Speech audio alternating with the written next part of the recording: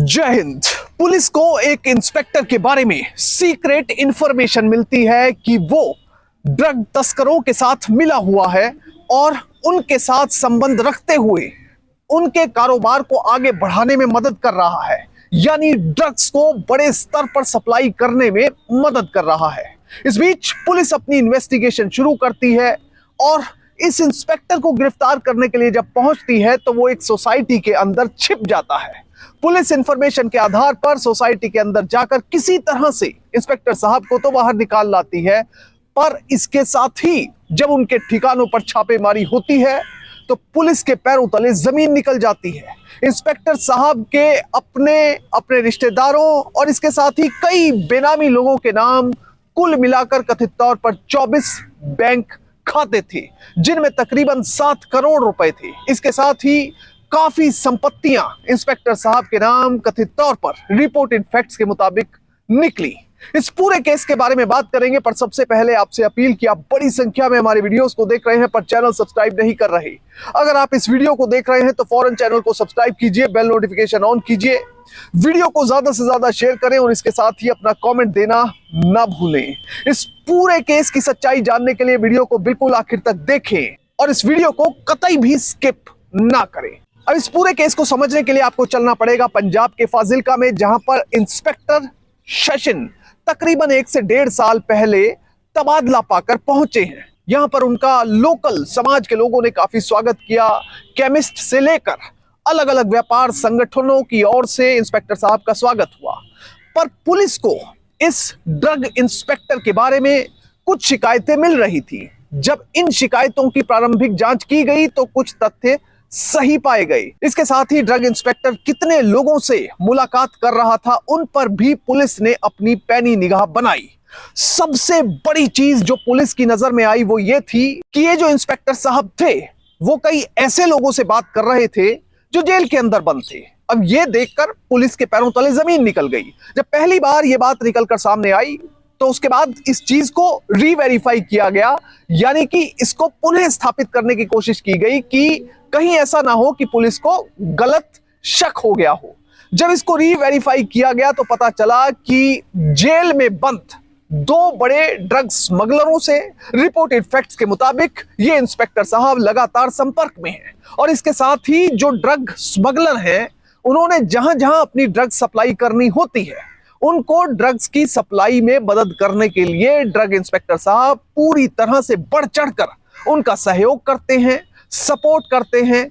कोई ड्रग्स नहीं मिलती तो उसे मुहैया करवाते हैं। इतना ही नहीं, मेडिकल स्टोर पर प्रतिबंधित दवाएं अगर नहीं होती तो उन्हें भी पहुंचाया जाता है इन इंस्पेक्टर साहब की ओर से। रिपोर्टेड फैक्ट्स के मुताबिक अगर किसी भी ड्रग पेडलर या स्मगलर के पास ड्रग्स की कमी पड़ती तो इन इंस्पेक्टर साहब से संपर्क किया जाता और वो उसे कथित तौर पर रिपोर्टेड फैक्ट्स के मुताबिक मुहैया करवा दिया करते। अब जब पुलिस को इन एक्टिविटीज के बारे में पता चला तो इस केस को बहुत ही सूक्ष्म तरीके से देखा जाने लगा और इस अधिकारी की एक गतिविधि पर नजर रखे जाने लगी। अब पुलिस के लिए सबसे ज्यादा जरूरी किसी भी केस में यह होता है कि या तो क्राइम को सीधे तौर पर एस्टेब्लिश किया जा सके कि रेड मारी और रंगे हाथों किसी व्यक्ति को रिश्वत लेते हुए या क्राइम कमिट करते हुए गिरफ्तार कर लिया जाए। पर अगर किसी व्यक्ति को रंगे हाथों गिरफ्तार नहीं किया जा सकता तो कोर्ट में केस को साबित करने के लिए सर्कमस्टांशियल एविडेंस से लेकर और भी कई तरह के सबूतों की जरूरत पड़ती है, जिन्हें जुटाने के लिए पुलिस पूरी तरह से लग चुकी थी। पुलिस ने सबसे पहले इंस्पेक्टर साहब के माता पिता के बैंक खातों के बारे में पता किया, जिनमें कि करोड़ों रुपया जमा था। अब ये करोड़ों रुपया जमा कैसे किया गया था उसके लिए भी एक मोडस ऑपरेंडाई तैयार की गई थी। इन खातों में कई बार 49,000 रुपए जमा करवाए गए थे, एक बार नहीं बल्कि कई बार, और ये 49,000 करते करते करते करते करोड़ों रुपए की राशि बन गई थी। और सबसे ज्यादा हैरानी की बात यह थी कि इंस्पेक्टर साहब के माता पिता को इसके बारे में कथित तौर पर कोई जानकारी नहीं थी। अब 49,000 रुपए की राशि इन खातों में क्यों जमा करवाई गई थी, इसके पीछे भी एक बहुत बड़ी स्ट्रेटेजी थी। वो स्ट्रेटेजी ये थी कि बैंक खाते में अगर 49,000 रुपए जमा करवाए जाते हैं तो पैन कार्ड का नंबर नहीं देना होता, मगर आरबीआई की गाइडलाइंस के मुताबिक अगर 49,000 से ऊपर यानी 50,000 रुपए भी जमा करवाए जाते हैं तो उसके लिए पैन कार्ड का नंबर देना होता है और जो जमा करता होता है वो ट्रेस हो जाता है। इसलिए इस सिचुएशन को अवॉइड करने के लिए बार बार 49,000 रुपए जमा करवाए गए और ऐसा करते करते करोड़ों रुपए की राशि इंस्पेक्टर के माता पिता के खातों में जमा हो गई। अब यहां पर अगर मामला खत्म हो जाता तो भी सही था। इसके बाद पुलिस ने जो खाते थे वो खंगाले सास ससुर के और इंस्पेक्टर की बेटी के। जब उन खातों को देखा गया तो पुलिस के कान खड़े हो गए। इंस्पेक्टर के सास ससुर और उनकी बेटी के खातों में 1-1 करोड़ रुपए की राशि एक मुश्त जमा कर दी गई थी। अब एक इंस्पेक्टर के पास जिसकी तनख्वाह तकरीबन 70-80 हजार रुपए होगी, उसके पास 1 करोड़ रुपए एकदम से जमा करने के लिए 3 खातों में कहां से आ गए? 1 + 1 + 1 कुल मिलाकर 3 करोड़ रुपए इन 3 खातों में जमा किए गए, जो कि अपने आप में एक बड़ी बात थी। अब फिर पुलिस की स्पेशल टास्क फोर्स ने अगस्त के महीने में इंस्पेक्टर साहब के ठिकानों पर छापेमारी करने के बारे में प्लान किया। इसी क्रम में पंजाब के बठिंडा, मौड़ मंडी, गिद्दड़बाहा, मोहाली और इसके साथ ही हरियाणा के फतेहाबाद समेत कई ठिकानों पर छापेमारी की गई। जब ये छापेमारी हुई तो कुल मिलाकर जो फैक्ट्स निकलकर सामने आए उनमें पुलिस के अधिकारी भी हैरान रह गए कि एक ड्रग इंस्पेक्टर के पास 24 बैंक खाते हो सकते हैं। ये शायद पुलिस अधिकारियों ने भी कभी नहीं सोचा था। इन 24 खातों में माता पिता, सास ससुर, बेटी, उनके खाते भी शामिल थे और साथ में कई ऐसे खाते शामिल थे जो कि बेनामी थे, जिनको इंस्पेक्टर से लिंक कर पाना सीधे तौर पर काफी मुश्किल था। मगर पुलिस को ये खाते ट्रेस करने में सबसे ज्यादा आसानी इसलिए हुई क्योंकि ज्यादातर बैंक खातों में जो मोबाइल नंबर था इंस्पेक्टर साहब ने अपना ही दे रखा था। सिर्फ मोबाइल नंबर बैंक के सिस्टम में फीड किया गया तो उसी से उनका खाता निकल आया। और अगर किसी भी बैंक में एक व्यक्ति के मान लीजिए 4 खाते हैं और उसने चारों खातों में एक मोबाइल नंबर दिया है, तो सिर्फ मोबाइल नंबर बैंक के सिस्टम में फीड करना होता है तो चारों के चारों खाते निकल आते हैं। इसी प्रकार से तकरीबन 24 बैंक खाते इन ड्रग इंस्पेक्टर साहब के निकाल लिए गए। इसके बाद 3 बैंक लॉकरों का पता चला और जो कुल मिलाकर राशि इन बैंक खातों में और लॉकरों में मिली वो थी तकरीबन 7 करोड़ रुपए, जिसे सुनकर और देखकर पुलिस के पैरों तले जमीन निकल गई। इसके बाद नंबर आया इंस्पेक्टर साहब के घर पर रेड करने का। पुलिस जब इंस्पेक्टर के घर रेड करने पहुंची तो तकरीबन 9,31,000 रुपया कैश बरामद किया गया। इसके साथ ही विदेशी करेंसी मिली, यानी कि 515 दिरहम बरामद किए गए और तकरीबन 260 ग्राम सोना बरामद किया गया। पर सबसे ज्यादा हैरानी इस बात की थी कि जो प्रॉपर्टी के पेपर्स मिले वो भी काफी ज्यादा थी। जीरकपुर में, जो कि चंडीगढ़ के पास पड़ता है, उसमें तकरीबन 2 करोड़ रुपए की कीमत का एक फ्लैट इंस्पेक्टर साहब ने खरीदा हुआ था।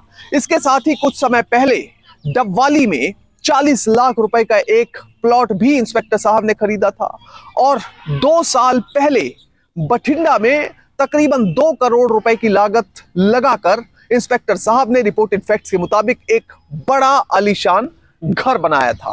अब ये सब कुछ एक इंस्पेक्टर लेवल के अधिकारी के लिए आसान नहीं होता क्योंकि तनख्वाह सीमित है। इसके बाद पुलिस ट्रेस करते हुए पहुंची इंस्पेक्टर साहब के माता पिता के घर में, जो बठिंडा के मौड़ मंडी में स्थित है। अब माता पिता की हालत देखकर पुलिस की स्पेशल टास्क फोर्स के अधिकारी बहुत ज्यादा हैरान रह गए जब उन्होंने देखा कि इंस्पेक्टर साहब के खातों में तो करोड़ों रुपए पड़े हैं, उनके माता पिता के खातों में भी करोड़ों रुपए पड़े हैं, पर माता पिता सिर्फ 2 कमरे के घर में रह रहे हैं और किसी तरह से जीवन की रोज की कठिनाइयों और परेशानियों का सामना करते हुए वो अपना जीवन गुजार रहे हैं। इसके बाद जब घर में सर्च हुई तो उस दौरान इंस्पेक्टर साहब का पासपोर्ट भी बरामद किया गया और पासपोर्ट में जो चीजें निकल कर सामने आई उसे देखकर भी पुलिस के अधिकारी हैरान परेशान रह गए। इंस्पेक्टर साहब 3 बार विदेश का दौरा कर चुके थे अपने विभाग को जानकारी दिए बिना। वो यूनाइटेड अरब अमीरात यानी कि यूएई में जा चुके थे, इसके साथ ही थाईलैंड में भी जा चुके थे, कुल मिलाकर 3 बार। और जबकि रूल ये कहता है कि अगर कोई भी सरकारी अधिकारी विदेश में जाता है तो उसे विदेश जाने से पहले अपने डिपार्टमेंट की परमिशन लेनी होती है, पर इंस्पेक्टर साहब ने ऐसा करना सही नहीं समझा। इसके बाद पुलिस इंस्पेक्टर साहब की तलाश में जुट गई। पुलिस को सीक्रेट इंफॉर्मेशन मिली कि इंस्पेक्टर शिशन पंजाब के मोहाली में एरो सिटी के इलाके में एक सोसाइटी में छिपे हुए हैं।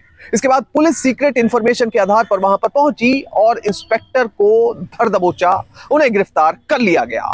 पुलिस की स्पेशल टास्क फोर्स ने इस मामले में एफआईआर रजिस्टर की 121/2024 और जो मामले हैं वो एनडीपीएस एक्ट के सेक्शन 29, सेक्शन 59 और भारतीय न्याय संहिता की धारा 111 के तहत दर्ज किए गए। अगर एनडीपीएस की धारा 29 की बात की जाए तो इसके तहत narcotic drugs and psychotropic substances के मामले दर्ज किए जाते हैं। जो भी व्यक्ति इन मामलों में दोषी पाया जाता है उनको सेक्शन 29 एनडीपीएस के तहत सजा दी जाती है। इसके साथ ही एनडीपीएस की धारा 59 की अगर बात की जाए तो अगर सरकारी कर्मचारी ड्रग्स स्मगलर की सपोर्ट करते हुए, उनका सहयोग करते हुए या फिर उन्हें बचाते हुए किसी भी मामले में दिखाई देता है तो उस पर यह धारा लगाई जा सकती है।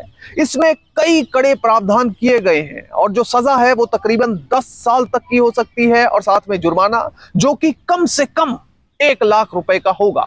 वहीं भारतीय न्याय संहिता की धारा 111 की बात की जाए तो ये ऑर्गेनाइज्ड क्राइम करने वाले लोगों पर लगाया जाता है। इसमें किडनैपिंग, रॉबरी और भी कई संगीन मामले हैं, उनके तहत अगर कोई व्यक्ति दोषी पाया जाता है तो उस पर यह धारा लगाई जाती है। इंस्पेक्टर के ऊपर भी यह धारा लगाई गई। इसमें सजाए मौत या फिर लाइफ इंप्रिजनमेंट तक की सजा हो सकती है और साथ में जुर्माना भी होता है। बहरहाल इस मामले में क्या कुछ सच होगा वो माननीय अदालत ही तय करेगी, पर मैंने इस केस के बारे में आपको बताना जरूरी इसलिए समझा ताकि हम सबक ले सकें कि हम चाहे किसी भी ओहदे पर पहुंच जाएं, चाहे कितनी पावरफुल पोजीशन पर, कितने पावरफुल डिपार्टमेंट में पहुंच जाएं, पर हमें कभी भी अपनी नैतिक जिम्मेदारियां और ईमानदारी को नहीं छोड़ना चाहिए। अगर हम ईमानदारी से अपने नैतिक जिम्मेदारियों का निर्वहन करते हुए आगे बढ़ते चले तो इस देश को विकसित भारत बनाने में हम बड़ा योगदान दे सकते हैं। जय हिंद।